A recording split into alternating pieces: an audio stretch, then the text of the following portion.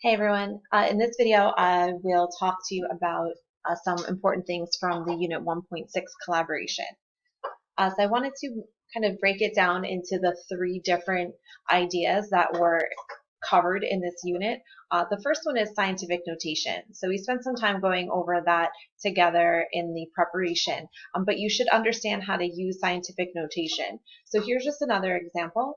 If we have the value 5.68 times 10 to the 8th, that's equivalent to 568 million. Now you can get that by taking your decimal point and moving it to the right to make the number larger, because we have 10 to the 8th power, and 8's a positive number, so that's going to make this number bigger. We're moving it 8 places because that's the exponent. So if I move that decimal point 8 places and then filled in zeros as placeholders where needed, I would have this number in standard form. Just to bring you back to some of the earlier stuff, there's another way that you can represent that large number. Instead of writing out all the zeros, we can write 568 and then the word million, and that means the same thing. So what you should remember when you have a number in scientific notation, or if you're writing a number in scientific notation, that the number that's in this position here, where the 5.68 is, that number has to be between 1 and 10. It can be equal to 1, but it can't be equal to 10. So you might see numbers that are written in a similar form to what you see here, but it's not proper scientific notation unless this number is between 1 and 10. So the second thing that you saw in this particular unit was how to use a ratio to represent a fraction or to make a comparison.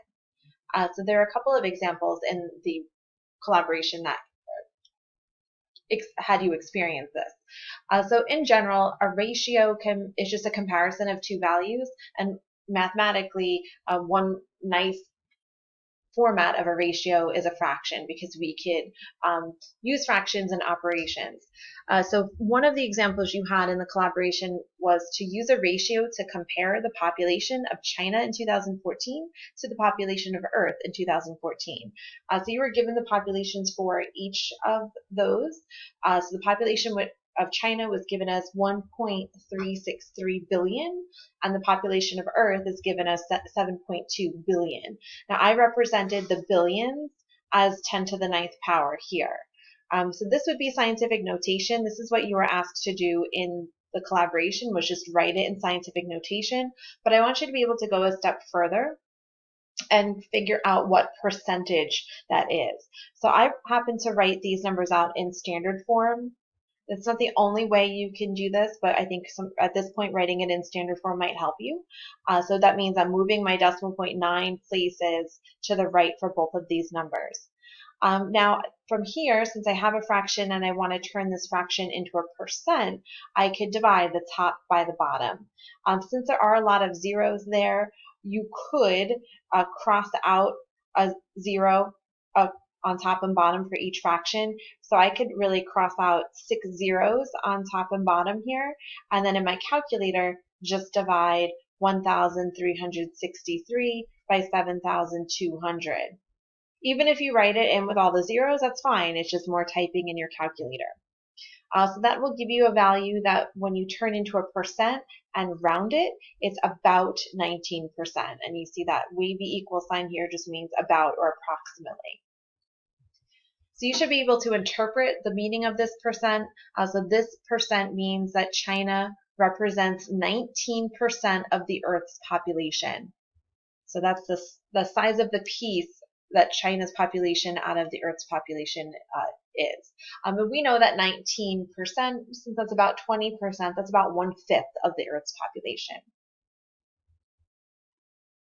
Right, so another comparison with populations that you were asked was to compare China's population with the population of the United States. So in that particular year, I think the years were like 1996 to 2004, the population of China was about 1.363 billion, and the population of the US was 318 million. So they asked you to use a ratio with the US population as the reference value. Reference value means denominator. So if you see that, that just means put the US population in the denominator. So here, writing out the populations in standard form, again with all the zeros. Since you have this hybrid number word form, you could multiply the number here by 1 billion, and you could multiply this number here, 318, by 1 million, and you would also get these two numbers.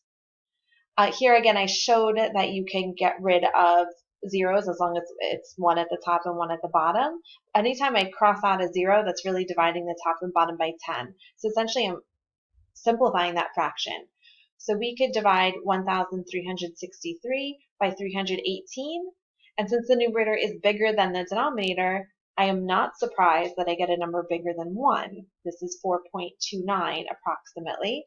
And then if I wanted to think about that as a percent, it would be 429%, which is a percent larger than 100. And again, that is reasonable because my numerator is bigger than my denominator, right? China has over 1 billion people. The United States only has a couple of 100 million people. So again, you should be able to interpret the meaning behind these quantitative values. So this means that China's population is 429% of the United States population. Or you can say that China's population is more than 4 times the US's population. Right. The third piece of this unit was water footprint. So we used water footprint as a way to calculate what we call unit rate. In this case, we were looking at the water footprint per capita of 3 different countries, of China, India, and the United States. What I want you to remember is that water footprint can be calculated by taking the water used and dividing it by the population. And when I say water footprint, I'm talking about water footprint per person, per capita. So I should really have a per capita here. That's what we were calculating in this unit, and that's what you should be able to calculate on the assessment. So I posted a link here with just a reference if you wanted to take a look at that website if you're interested in the topic of water usage, or if you're into environmental conservation. There's a nice resource there for you, and that is the resource where I found this more current information, still not super current, right? We're in 2020, and this information was from 2011. So according to this source, the water footprint for the United States in 2011 was, they gave you the information. So the total water footprint for the whole country is 820,000 million cubic meters per year. So notice this number, 820,000 million. So in order to get this number in standard form, we need to multiply 820,000 by 1 million. So that's going to move my decimal point 6 more places to the right. Now that was for a population of 289 million people. Again, 289 needs to be multiplied by 1 million to put that into standard form. And this is cubic meters per year. So imagine a big cube filled with water. So that's the size of the container. So imagine a container that's a cube tall, that is the size of the shape of a cube, but it's a meter tall, a meter deep, and a meter in length. So if we fill that with water, that's what we're talking about here. So we're talking about per year. If we want to know how many cubic meters per capita or per person per year, we would divide the water, the total water, by the total number of people. So notice these numbers here in standard form. So this was the 820,000 million. So I have 6 more zeros on the end of there because I multiplied it by 1 million. And then in the denominator, the population is 289 million.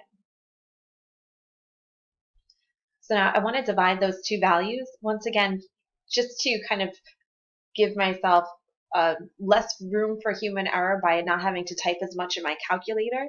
I can cross out 6 zeros in top and bottom to make the numbers a little smaller, a little more manageable.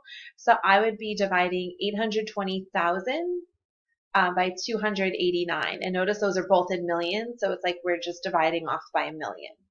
Be careful, in the table that you had in the unit, the population was given in thousands, and the water was given in billions. So you really have to pay attention to how the information is presented to you, because we had to do something different in that unit. So once you get your numbers in standard form, you're just going to divide the top by the bottom. And here this is rounded to the nearest whole number. So that means that the United States water footprint per capita was about 2,837 cubic meters per capita per year. That means this is the amount of water that everybody is using each year to just continue their everyday lifestyle. Right, and I should again mention that you will need to be able to calculate water footprint given the population and the total water usage of a particular country. All right, and then just to wrap this all up, so in this particular unit, we were just again looking and exploring more ways to compare numbers, and there are lots of different ways to do it. Here we use scientific notation. We saw that the higher the exponent, the higher the number. So when two numbers are in scientific notation, that's one quick way that we can make a comparison. But we also looked at taking ratios, putting them in fraction form, and then taking those ratios or fractions and turning them into percents to compare numbers. So you should be comfortable with all the different comparisons that we made in this particular unit.